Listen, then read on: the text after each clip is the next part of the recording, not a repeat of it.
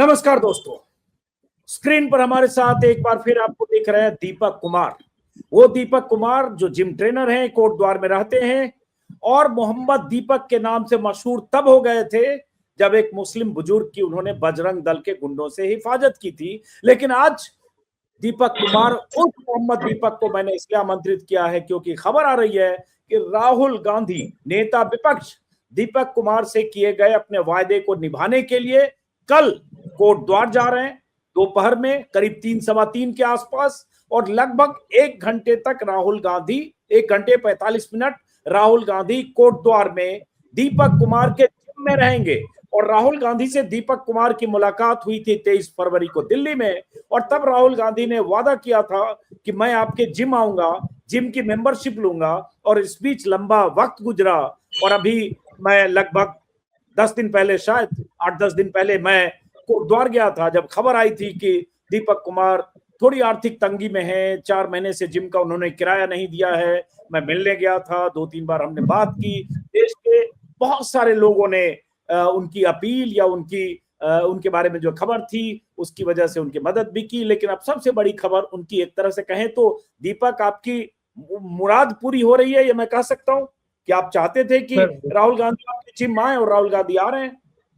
बिल्कुल सर, बिल्कुल। जैसे कि मैंने पहले भी कहा था सर कि राहुल जी ने वादा किया है, तो मेरे को जहाँ तक उम्मीद है कि वो आएंगे। क्योंकि जितना मैंने सोशल मीडिया पे देखा है ना सर, कि जितनों से उन्होंने वादा किया है और वो वादा उन्होंने पूरा निभाया है।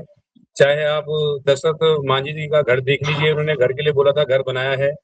निर्भया के भाई को उन्होंने जॉब के लिए बोला था, जॉब दी है। और भी ऐसे कई सारे मैटर हैं जो राहुल गांधी जी ने बोले थे कि एक सैलून की दुकान पे भी गए थे, एक मोची की दुकान पे भी गए थे जब उन्होंने बोला था। तो यही उम्मीद थी मेरे को कि जब उन्होंने उनसे वादा किया और वो वादा पूरा किया है, तो मेरे साथ भी वो वैसा ही वादा पूरा करेंगे जो उन्होंने मेरे से वादा किया है। तो वो कोटद्वार आके मेरे जिम की सदस्यता लेंगे, मेरे से मिलेंगे और मेरे को आश्वासन देंगे कि जो भी आपने काम किया है वो अच्छा काम किया है, कोई गलत काम नहीं किया। तो जब 5-6 दिन पहले, तारीख मुझे याद नहीं है, शायद 8-9 दिन हुआ होगा, 8 दिन पहले जब मैं कोटद्वार गया था और मैंने दीपक से तब भी बात की थी और मैंने दीपक से पूछा था कि राहुल गांधी ने अपना वादा नहीं निभाया तो आप क्या अपील करेंगे, क्या चाहेंगे।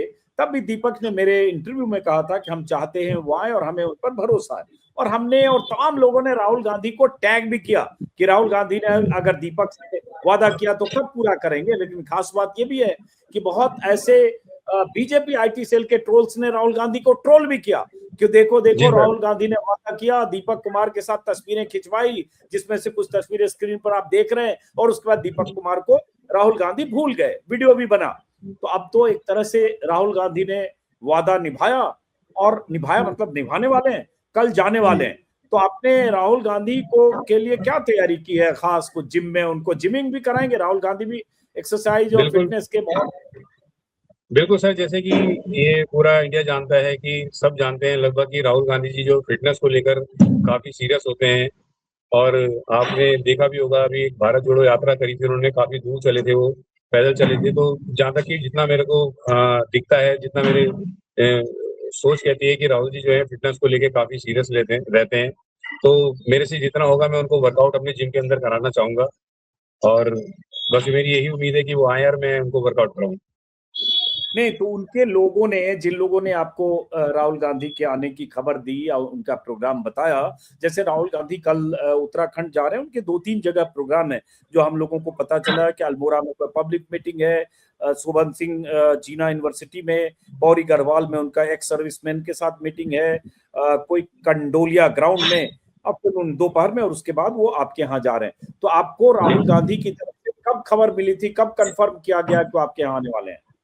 मेरे को 2-3 दिन पहले मिली थी सर ये खबर कि राहुल जी आपके यहाँ आने की सोच रहे हैं। तो ये अभी कल परसों में कंफर्म कर दिया था उन्होंने कि राहुल जी आपके यहाँ आ रहे हैं, और ऐसे ऐसी बात है, इतने बजे तक आपके यहाँ आएंगे और इतने टाइम तक आपके यहाँ रुकेंगे। तो कल जब राहुल गांधी आएंगे, चाहे 1 घंटे रुके हैं जो भी है, उसके बाद जो भी आपकी मुलाकात बात होती है, उसके बाद क्या जिम की मेंबरशिप लेंगे? क्या अपेक्षा रखते हो राहुल गांधी से, क्या हाँ, उम्मीद जैसे है उन्होंने आपकी? मेरे को, मैं जब दिल्ली गया था 10 जनपद उनके घर पर गया था, तब भी उन्होंने मेरे से यही वादा किया था कि मैं आऊंगा और आपके जिम में आकर आपके जिम की मेंबरशिप लूंगा। तो मैंने कहा बिल्कुल, मैंने कहा सर आपका वेलकम है, आप आइए मेरे कोटद्वार। मैंने कहा मेरे को भी अच्छा लगेगा, मेरे कोटद्वार वासियों को भी अच्छा लगेगा अगर अदरवाइज आप हमारे कोटद्वार आएंगे और कोटद्वार आके मेरे जिम की सदस्य लेंगे।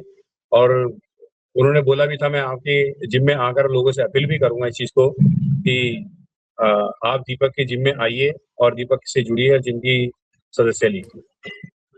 ये दीपक कुमार का जिम है जो स्क्रीन पर देख रहे हैं, और मैं तो इस जिम में मेरे ख्याल से 4 बार या 5 बार जा चुका हूं। और ये वो जिम है जिसके बारे में दीपक बताते रहे हैं कि 31 जनवरी की घटना के पहले, जो 26 जनवरी को पहले उस मुस्लिम बुजुर्ग की दुकान पर जिस तरह से दीपक कुमार ने अपना नाम मोहम्मद दीपक बताकर उनकी हिफाजत की, जो कुछ बजरंग दल के कार्यकर्ता झुंड में पहुंचे थे और बाबा ड्रेसेज का नाम बदलना चाहते थे, लेकिन असली बवाल तब हुआ 31 जनवरी को जब बजरंग दल के बहुत सारे कार्यकर्ता कहें, लफंगे, उत्पाती, ये सब पहुंच गए और उन्होंने बवाल किया उसके जिम के बाहर। एफआईआर दर्ज हुई, दीपक कुमार के खिलाफ भी एफआईआर दर्ज हो गई उल्टे पीड़ित के खिलाफ, और उसमें किसी की गिरफ्तारी नहीं हुई, कोई कार्रवाई नहीं हुई। और उसके बाद फरवरी, मार्च, अप्रैल, मई बीत गया, कोई एक्शन नहीं हुआ उन लोगों के खिलाफ जिन्होंने दीपक कुमार के जिम के बाहर नारेबाजी, गाली गलौज सब कुछ किया। लेकिन असर यह हुआ कि दीपक कुमार का जिम जितना पहले चलता था, जो बार बार वो बताते हैं 150 से 200 लोग आते थे, वो तादाद घटकर 1/4 के आसपास आ गई, कभी कहते हैं कम भी हो गई। और उसके बाद हुआ ये कि जो हम लोगों ने अपील की अपने सोशल मीडिया के जरिए, उसका असर हुआ कि बहुत सारे लोगों ने दिल खोलकर दीपक कुमार की मदद की, जिसको जिन्हें लगा कि दीपक कुमार ने इंसानियत का धर्म निभाया, तो उन सबको भी शुक्रिया अदा करेंगे जिन लोगों ने बीते 5-6 दिनों के दौरान लगातार आपके पक्ष में और आपकी मदद करने के लिए हाथ बढ़ाया। आवाज करूंगा आवाज का और हमेशा उनको याद भी रखूंगा, क्योंकि उन्होंने मेरे ऐसे टाइम पर मेरी हेल्प करी है कि जब मैं अपना डिसीजन में ले चुका था कि मैं जिम को सेल कर देता हूँ, जिम बंद कर देता हूँ और अपना कहीं नौकरी करता हूँ, क्योंकि मेरे को अपना घर परिवार चलाना है। और घर परिवार चलाने के लिए मेरे को चाहे नौकरी करनी पड़े, चाहे मजदूरी करनी पड़े, मैं करूंगा और अपना घर परिवार को चलाऊंगा। तो ऐसे टाइम पर उन्होंने मेरी हेल्प करी है, ऐसी मदद करी है, तो उनका मैं दिल की गहराइयों से उनका धन्यवाद करता हूँ, शुक्रिया करता हूँ कि आप लोग आए, मेरे साथ खड़े हुए, कंधे से कंधा मिलाकर मेरे साथ खड़े रहे और मेरी आपने इतनी हेल्प करी है कि मैं अपनी जिम का जो रेंट है मैं और ज्यादा एक्स्ट्रा देने की पूरी कोशिश करी है। और रेंट भी मैंने लगभग अपने जिम का दे दिया है, सिर्फ और सिर्फ उन लोगों की वजह से जो लोग मेरे साथ मेरी सपोर्ट में आके खड़े रहे, मेरे दोस्त बन के मेरे साथ खड़े रहे। तो बस मैं उनका दिल की गहराइयों से धन्यवाद करता हूँ और शुक्रिया करता हूँ। देखिए, ये जिम जिसमें भीड़ हुआ करती थी, जिस दिन मैं गया 7-8 दिन पहले, तो उस जिम में उस वक्त 8-10 लोग बमुश्किल थे, जबकि मशीनें इतनी है कि दीपक ने बताया कि लगभग 70-80 लोग एक साथ इस फ्लोर पर एक्सरसाइज कर सकते हैं, लेकिन उस वक्त 8-10 लोग थे। तो कोटद्वार के निवासियों से हम भी अपील करेंगे कि आपके शहर के एक शख्स ने आपके शहर का नाम रोशन किया है, उसने ऐसा काम किया है कि आपको उस पर फख्र होना चाहिए। उसने ऐसा काम किया है कि इंसानियत और मानवता की मिसाल कायम की है, भाईचारे की मिसाल कायम की। अलग बात है कि बहुत सारे ऐसे ट्रोल हैं जो उन्हें गालियां दे रहे हैं या उनकी बर्बादी की तमन्ना रखते थे या जश्न मनाते अगर दीपक कुमार का जिम बंद होता, क्योंकि हम जैसे लोगों को चिंता तभी हुई जब हमने खबर पड़ी कि दीपक कुमार ने 4 महीने से किराया नहीं दिया, जिम 15 दिन में अगर किराया नहीं दिया तो जिम बंद होने के कगार पर हो सकता है। और ये तस्वीर आप देख रहे हैं, खाली जिम। तो अब उम्मीद है कि कोटद्वार के लोग भी दीपक के जिम में जाएंगे और उसके बाद जिस तरह से बहुत सारे लोगों ने, दरिया दिल लोगों ने मदद की वो तो की। अब दीपक एक सवाल है कि जब राहुल गांधी जाएंगे, अखबारों में खबर छपेगी, कल दिन भर देखा जाएगा और बीजेपी की सरकार है उत्तराखंड में, तो फिर आप पर सवाल उठ सकता है कि कांग्रेस से आपकी सेटिंग है, आप कांग्रेस समर्थक हो, आप प्रो कांग्रेस हो, आप राहुल गांधी के फैन हो, तो कहीं इसका नुकसान भी उठाना पड़े तो? देखो सर, ये मैंने पहले भी कहा है, मैं किसी राजनीति से तो बिलोंग मैं करता नहीं हूँ, ना ही कभी किसी राजनीति पार्टी को मैं सपोर्ट करता हूँ। और ये मेरा उस टाइम पर भी मेरा यही कहना था और आज भी मेरा यही कहना है कि राहुल गांधी जो है कांग्रेस पार्टी के बड़े नेता हैं, विपक्ष के सबसे बड़े नेता हैं, वो आ रहे हैं। वो बहुत खुशी की बात है कि किसी ने तो मेरी बात को समझा है, किसी नेता ने तो मेरे मैसेज को समझा है इंसानियत के नाते कि नहीं, दीपक ने अच्छा काम किया है। मैं बस यही कहना चाहता हूँ कि ये मैसेज मैं को देना चाहा है और मैंने कोई ऐसा नहीं है कि कोई ये गलत मैसेज है। और मैं सबको यही कहना चाहता हूँ, अदरवाइज मैं से भाजपा का भी कोई नेता मेरे से मिलना चाहेगा तो मैं मिलूंगा उससे। मैं चाहूंगा कि वो मेरे यहाँ आए और मेरे से बात करें, मेरे से अगर वो मिलने के लिए भी मेरे को बुलाएंगे तो मैं मिलने के लिए आऊंगा। ये क्या हो रहा? हाँ हाँ, सॉरी। तो हाँ मैंने यही बोला था उस टाइम पर भी, मैंने आपके चैनल के माध्यम से यही बोला था कि मेरे को अदरवाइज कोई भी भाजपा का कोई भी नेता अगर मेरे को जैसे कि अमित शाह जी हो गए, बड़े नेता हैं, मोदी जी बड़े नेता हैं, जितने भी मतलब अदरवाइज जितने भी भाजपा के बड़े नेता अगर मेरे को मिलने के लिए बुलाएंगे तो मैं जरूर जाऊंगा, क्योंकि मैं किसी पार्टी से कोई मैं बिलोंग करता नहीं हूँ, ना ही मैं किसी पार्टी को और सपोर्ट आपके करता हूँ। मैं तो मुख्यमंत्री का इंसानियत के नाम नाते नहीं ले रहे हो आप सीधे अमित शाह और मोदी की बात करो, वहां भी तो पुष्कर सिंह धामी है मुख्यमंत्री आपके राज्य के। नहीं वो तो हालांकि है, उन्होंने खैर तंज किया था, हालांकि उन्होंने तंज मैंने किया हालांकि उन्होंने तंज किया था कि कोई दीपक कुमार अपना नाम मोहम्मद दीपक रख लेता है, कुछ तंज किया था, जो मुझे उनका नहीं सर, मैंने बोला है कि भाजपा का कोई भी बड़ा मंत्री, कोई भी नेता मेरे को बुलाएगा तो मैं बिंदास होकर जाऊंगा। अगर वो भी मेरे से मिलना चाहेंगे तो मैं उनको बोलूंगा कि प्लीज आप मेरे से आके मिले, कोई दिक्कत आप लोगों से। मैं किसी पार्टी से बिलोंग नहीं करता हूँ, ना ही मैं किसी पार्टी को सपोर्ट करता हूँ। मैं इंसानियत के नाते काम कर रहा था और इंसानियत के ही नाते मैं काम करूंगा, आज भी किया है, कल भी करूंगा और हमेशा इंसानियत के लिए स्टैंड लूंगा, चाहे कुछ भी हो जाए। एक सवाल फिर है दीपक, देखो अगले साल जनवरी फरवरी में उत्तराखंड में चुनाव है, यूपी पंजाब में भी उत्तराखंड में भी है। तो अगर उसके पहले कांग्रेस के लीडर सब आपको अप्रोच करने लगे कि चुनाव का मौसम है, इतना आप लोकप्रिय हो चुके हैं, देश में इतना लोग जानते हैं, आप राहुल गांधी को पसंद भी करते हैं, उनके मुरीद भी हैं, तो आइए दीपक चुनाव लड़ लीजिए उत्तराखंड में विधानसभा से, तो आप कहीं इसके बारे में भी विचार करेंगे? नहीं, अभी ऐसा कुछ नहीं, मैंने सर ऐसा कभी सोचा नहीं है। मैं आपको सही बताऊं, मेरी फैमिली ने भी नहीं बोला मेरे को चुनाव लड़ने के लिए। मेरी फैमिली तो खैर मेरे को बस यही कहा है कि तूने अच्छा काम किया है, और ऐसा कुछ नहीं कि राजनीति की कहीं से कहीं तक कोई ऐसी बात नहीं है, ना ही किसी से मैंने कोई ऐसा वादा किया है कि हाँ मैं राजनीति में आना चाहता हूँ या जो भी है मेरे को टिकट दो, और ऐसा कुछ नहीं है। आए हैं मेरे पास लोग, आपका इरादा ऐसा भी नहीं है नहीं है सबने मेरे। दीपक, आप कह रहे हैं आपका कोई राजनीतिक इरादा नहीं है चुनाव लड़ने का, या सीधे बिल्कुल किसी अभी तो पार्टी कुछ से जुड़कर, कांग्रेस से नहीं जुड़कर भैया, कुछ भी अभी बिल्कुल ऐसा कुछ भी नहीं है, ना ही मैंने सोचा है इन चीजों को लेकर, बिल्कुल भी मेरे दिमाग में कहीं से कहीं तक नहीं है। हाँ, ऑफर मेरे पर आए हैं, बतेरे ऑफर आए हैं, सबने बोला है कि हम ऐसा करके देंगे, हम वैसा करके देंगे, तो मेरी तरफ से उनके लिए ना ही थी, पहले भी ना थी, आज भी ना है। बस मैं उनको मना ही करा है इस चीज के लिए। मैं किसी पार्टी से मैं बिलोंग नहीं होना चाहता, ना किसी पार्टी से मैं जुड़ना चाहता हूँ। मैंने जो काम किया इंसानियत के नाते, बस वही काम मैंने करना है। कोई भी कैंपेन से, चुनाव में किसी तरह की कोई भूमिका, इन सब से आप दूर रहेंगे? नहीं सर, कुछ नहीं है, अभी कुछ नहीं है, ऐसा कुछ नहीं है। बस भाई, हाँ मैं इतना जरूर कहना चाहता हूँ कि जैसे कि आपने जैसे मेरे को बोला है कि पार्टी से मैं चाहता हूँ मैं सबसे मिलूं, सब आए मेरे पास मिलने के लिए। अगर कोई नहीं मिलने आ रहा, मेरे को बुलाओ मिलने के लिए, मैं मिलने जरूर जाऊंगा। क्योंकि मैंने पहले भी बोला, मैं किसी पार्टी से मैं ना जुड़ना चाहता हूँ, ना मैं किसी पार्टी को मैं सपोर्ट करता हूँ, ऐसा कुछ नहीं है। बस हाँ, ये कि विचारधारा जैसे किसी की अच्छी लगती है तो वो दिल को अच्छा लगता है कि नहीं यार, ये बंदा ठीक है और इसकी तारीफ करनी चाहिए, सिंपल सी बात ये है, बाकी ऐसा कुछ नहीं। अच्छा देखो, आपने जैसे कहा ना, विचारधारा किसी से मिलती है तो बंदा अच्छा लगता है। आज मैं अगर सीधे एक सवाल पूछूं कि दीपक कुमार की क्या विचारधारा है? मेरी विचारधारा सिर्फ इंसानियत है सर। मैं इंसानियत को सबसे ऊपर रखता हूँ। जो इंसानियत के नाते अच्छा काम करता है, जो गरीबों की मदद करता है, जो जैसे कि आपने देखा होगा भी, मैं सीधा सा मैं कहने का मतलब ये है कि इंडिया के अंदर, हिंदुस्तान के अंदर जो भी क्राइम्स हो रहा है उसके लिए आवाज उठाओ, उसके लिए आगे आओ। तो मैं उसको इंसानियत मानता हूँ। मेरी विचारधारा ये है कि अगर किसी ने किसी की मदद करी है तो इंसानियत के नाते बहुत अच्छी मदद करी है, तो वो मेरे दिल को छूता है और वो ही मुझे पसंद आता है, चाहे उसमें कोई भी क्यों ना हो। तो जो मुस्लिम बुजुर्ग थे जिन्हें आपने उस दिन उनके दुकान पर आपने जिस ढंग से आपने उनकी हिफाजत की, या उनके और बजरंग दल के लफंगों के बीच आप खड़े हो गए ये कह करके मैं मोहम्मद दीपक हूँ, वो बुजुर्ग शायद वकील अहमद नाम है अगर मुझे याद आ रहा है, तो उनसे मुलाकात बात होती है? एक वीडियो मैंने देखा, बकरीद के दिन आप लोग गले मिल रहे थे। देखो, अभी अभी मैं ईद की बधाई देने गया था, अपने दोस्त लोगों को गया था मैं, तो मैं अपनी ईद की बधाई देने गया था दोस्त लोगों को, तो वहां पर मेरे को वो मिले थे और तो उनको भी मैंने बधाई दी थी ईद की। आप तो उनका शायद वकील, आपने उनका नाम भी बताया है अभी शायद, मैं तो उनका नाम आज भी उनका नाम नहीं जानता, सिर्फ वो एक बाबा के नाम पर उनका नाम जानता हूँ। और बस वही मेरे को अच्छा लगा कि नहीं यार, किसी बुजुर्ग को अगर कोई टारगेट कर रहा है, चाहे वो हिंदू हो या मुसलमान हो या सिख हो या चाहे ईसाई हो, वो किसी भी धर्म का हो, किसी भी कास्ट का हो, मुझे उससे मतलब नहीं है। मेरे को मतलब इस चीज से है कि तुम 25-25, 26-26 साल के, 30-30 साल के जो लोग हो, और तुम अगर इतने बुजुर्ग इंसान को तुम टारगेट कर रहे हो, तो तुम्हारे अंदर इंसानियत नाम की कोई चीज नहीं है, तुम्हारा जमीर मर चुका है।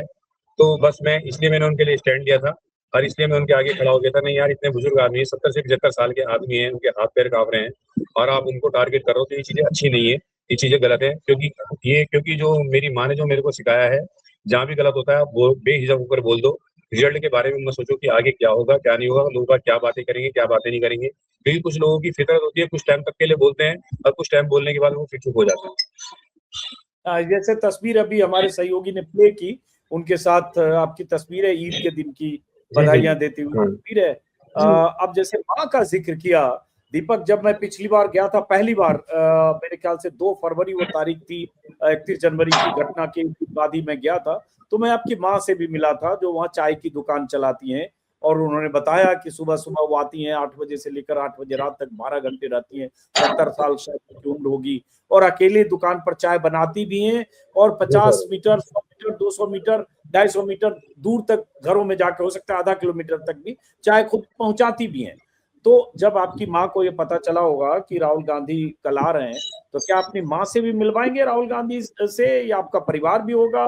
नहीं, और मम्मी ने मेरे को बोला है, कल बोला है मम्मी ने मेरे को कि क्या मेरे को मिलवाएगा राहुल गांधी से। मैंने कहा क्यों नहीं मिलवाऊंगा, मैंने कहा हाँ आप तो सबसे पहले मिलोगे, मैंने कहा फैमिली को तो सबसे पहले मिलवाना है।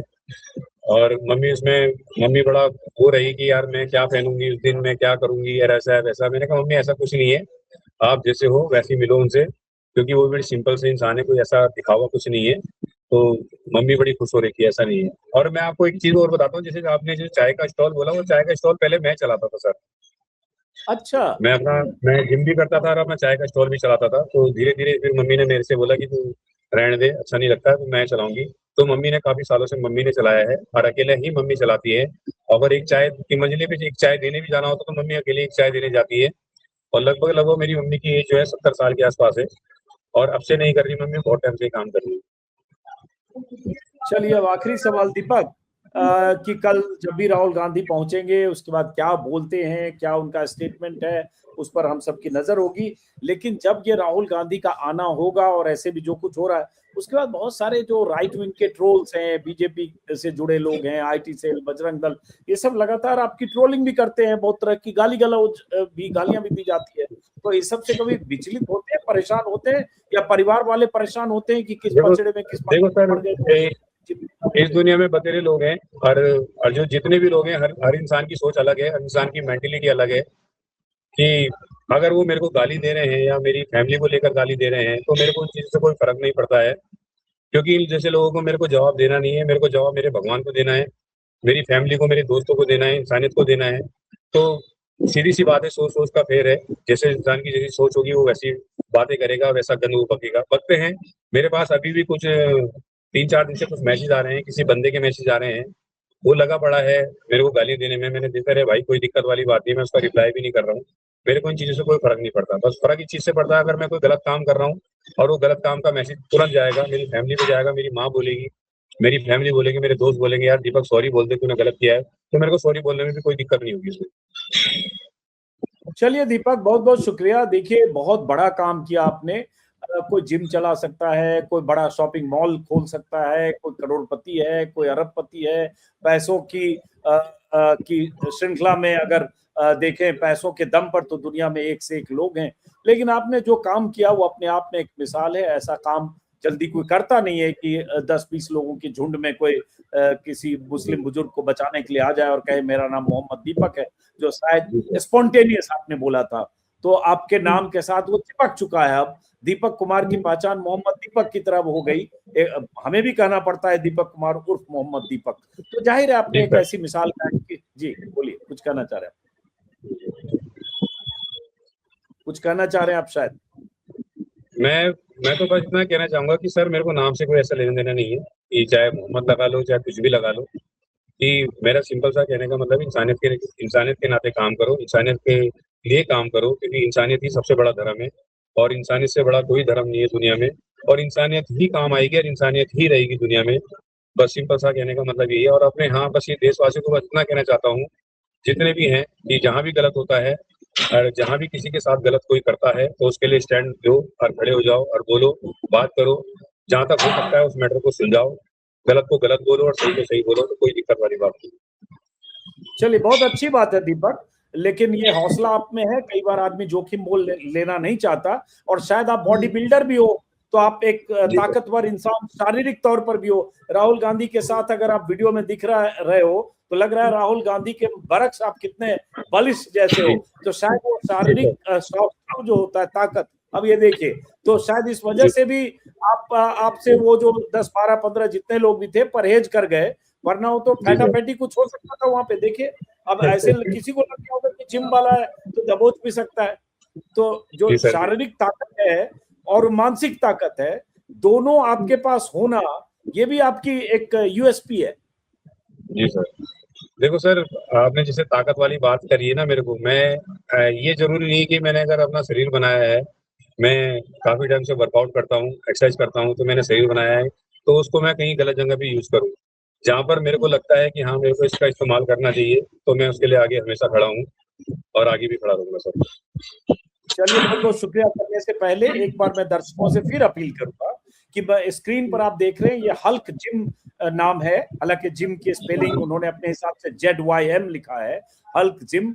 ये उनके जिम का बार कोड है, QR कोड है। और हम तो चाहते हैं कि आप सब जितने लोगों ने अगर अपनी भूमिका नहीं निभाई है मदद करने में, अगर मदद करना चाहते हैं तो इस बार कोड को स्कैन करें, और स्कैन करके अपनी सुविधा अनुसार, अपनी सहूलियत के अनुसार आप दीपक कुमार की मदद कर सकते हैं। हम तो चाहेंगे कि ताउम्र दीपक कुमार को कभी किसी तरह की आर्थिक तंगी का सामना न करना पड़े, और जब भी ऐसी स्थिति आए तो हम आप नहीं, लाखों लोग दीपक कुमार के साथ खड़े हों, ताकि कल को कोई भी दीपक कुमार अगर इस तरह से इंसानियत के नाम पर किसी के साथ, किसी के बीच खड़ा होता है, तो उसे ये एहसास रहे कि वो अकेला नहीं है। और अगर उसने कोई ऐसा शानदार काम किया, ऐसी मिसाल कायम की, तो उसके साथ लाखों लोग हैं, ताकि कोई कल को जोखिम मोल लेने से डरे नहीं, गुरेज न करे। बहुत बहुत शुक्रिया दीपक आपका, बहुत बहुत शुक्रिया।